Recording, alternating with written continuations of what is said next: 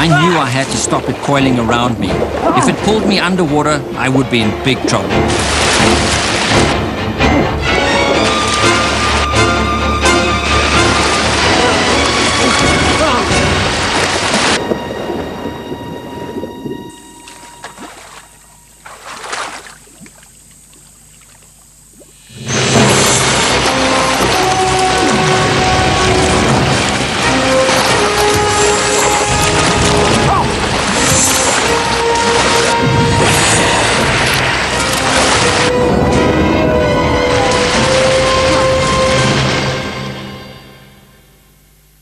When I spotted the snake for the first time, I lost my mind.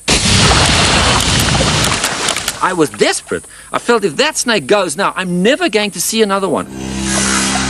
These snakes are not easy to find, not in spite of their size, and they're incredibly camouflaged. The animal it blends in perfectly, and half the time it's underwater. I just saw bits of snake going in the distance, and I knew he was heading for deep water, and I ran after the snake.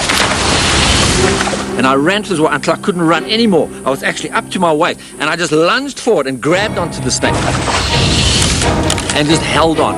And by doing that, the snake simply pulled me along, pulled me right out of my depth, and of course I've tried to pull him more in, and by doing that he automatically curls around you, and the next thing I was out of my depth and I was drowning.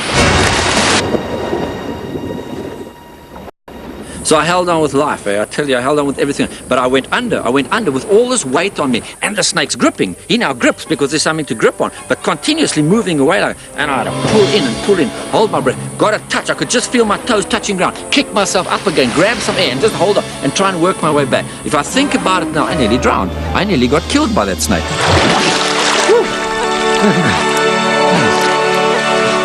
Once I got my feet gripped again, I started moving back towards the side. And he was still pulling away and everything, but he'd got tired enough for me to actually bring him out to the land. We both tired. And amazingly, at that time, didn't even strike at me, didn't try and bite me or do anything. It was incredible, and I was able to photograph the snake right there where I'd caught it. This is what makes it all worthwhile. To be able to get the perfect shot of a wild animal in its natural habitat. It's this incredibly gorgeous animal. They are incredibly gorgeous. I'm so excited, I can't believe it. It's a fabulous animal. It is unbelievably fabulous. And the skin glows and it shimmers and it's got these patterns, this mottle, and it blends in. Everything about it is fantastic, but it's powerful. It's just a miracle that I ever got that snake.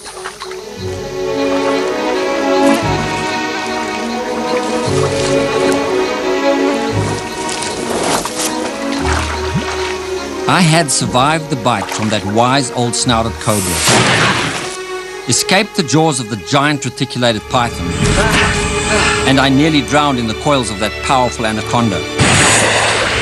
But my journey was only just beginning.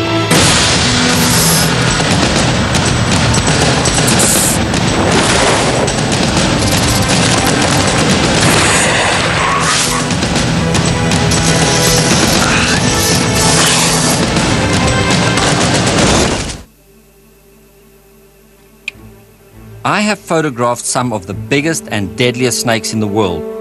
Photography is how I share my passion for these animals. I've had many close shaves while trying to get that perfect shot. I never thought that what began as a childhood fascination would become, 40 years on, a lifelong career. It's hard to explain how the snake bug, if you like to call it that, gets you. But I got it when I was 12 years old. The first time I brought home a snake was a little red-lipped herald, a semi-venomous snake that is basically harmless to human beings. I was fascinated by this thing, and a friend of mine at school also was fascinated by it. So together we started getting interested in snakes. Towards the last years of my school career, I had a house full of snakes, and my parents weren't impressed at all. When I wasn't doing so good at school, off they come. Wait, one more problem with you, and snakes are out. Okay, I accepted that. But when the family came around, or friends, the first thing they do is bring them down to my room. Come and see our son, isn't he incredible? He works with all these dangerous snakes, look at him, you know. So I had this balance now. We could both work it to suit our own purposes. There are a million things you could get involved with, and certainly I did all the other things too. I had a motorbike, everybody chases girls, I did the whole thing, you know what I mean? But snakes were there. Passion was for snakes. When I went home, where's my snake? Want to